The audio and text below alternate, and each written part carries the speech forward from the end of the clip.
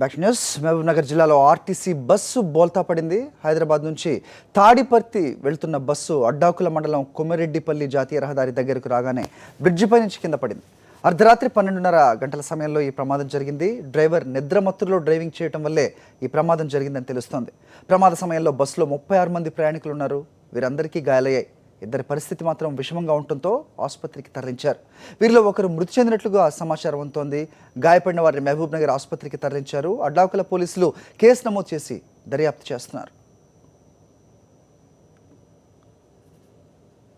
డిపోకి చెందిన బస్సు హైదరాబాద్ నుంచి డైరెక్ట్గా తాడిపత్రి బయలుదేరింది. హైదరాబాద్ MGBSలో రాత్రి 10 గంటలకు బయలుదేరింది. మనం కొమ్మిరెడ్డిపల్లి రీచ్ అయ్యేసరికి 12:30 ఆ ప్రాంతంలో ఇక్కడ డ్రైవర్ నిద్రమత్తులు కొంచెం అజాగ్రత్తగా నడిపడం వల్ల ఈ ఫుట్ ఓవర్ బ్రిడ్జ్ పై నుంచి కింద పడడం జరిగింది.